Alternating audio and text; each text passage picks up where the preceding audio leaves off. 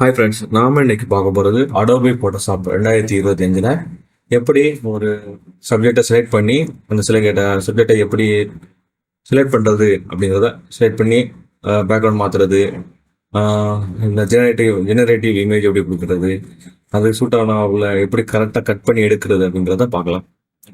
வாங்க வீடியோக்குள்ள போகலாம். ஓகே ஃப்ரெண்ட்ஸ், நாம இப்போ ஒரு ஃபைலை ஓப்பன் பண்ணியிருக்கோம். ஒரு டாக் வந்து ஓடி வர மாதிரி ஒரு ஃபைல் எடுத்திருக்கோம்.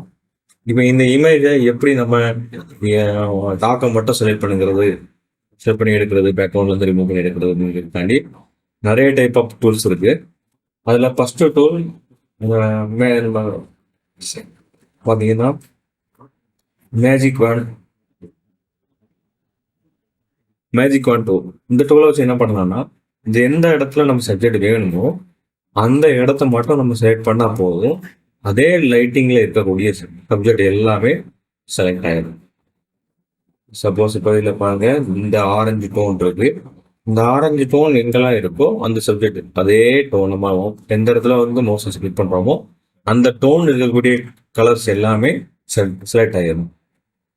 இதே மாதிரி செலக்ட் பண்ணிக்கலாம். நம்ம தேவைக்கு ஏற்றாப்புல படத்தை பெருசாக்கி நம்ம செலக்ட் பண்ணிக்கலாம்.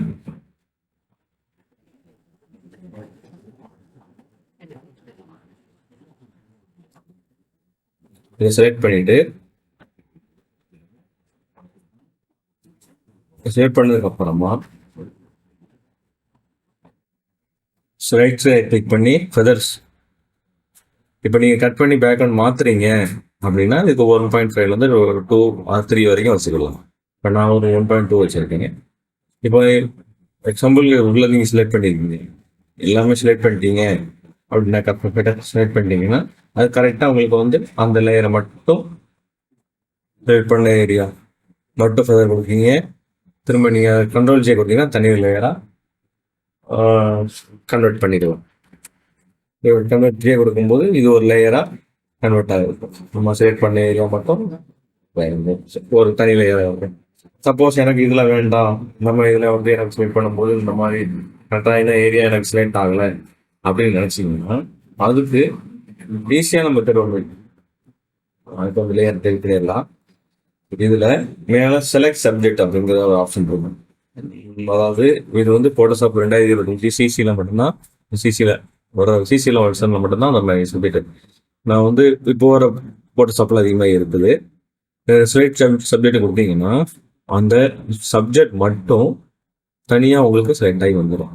இப்போ இந்த டாக் இருக்கு, டாக் தான் சப்ஜெக்ட்டுங்கிறதுனால இந்த டாக் மட்டும் தனி ஒரு லேயராக செலக்ட் ஆகும். திரும்ப நீங்கள் அதை ஒரு ஃபெதர் கொடுத்து இடமும் கொடுத்து நீங்கள் அதை வந்து கண்ட்ரோல் ஜே நீங்கள் ஒரு தனி லேயராக இது பண்ணிக்கலாம். இது பண்ணுங்க, காப்பி லேயர், அதாவது தனி லேயரா ஷார்ட்கட் கண்ட்ரோல் ஜே கொடுத்தீங்கன்னா அது தனி லேயராக பார்த்தீங்களா. அந்த டாட்ஸ் மட்டும் செட்டாக எடுத்தீங்கன்னா இந்த டூலை யூஸ் பண்ணி ஈஸியாக நீங்கள் எந்த சப்ஜெக்டையும் ஈஸியாக ரிமூவ் பண்ணிக்கலாம். இப்போ இந்த இமேஜ் இப்போலாம் பேக்ரவுண்ட் போதெல்லாம் வேற ஒரு இமேஜ் ஜெனரேட் பண்ணணும் அப்படின்னா நீங்கள் ஜெனரேட் இமேஜ் கொடுத்தீங்கன்னா போதும். இப்போ இதுக்கு பதிலாக அந்த டாக்ஸ் அதுலேருந்து ஓடி வரதுக்கு பதிலாக இப்போ வந்து உங்களுக்கு வந்து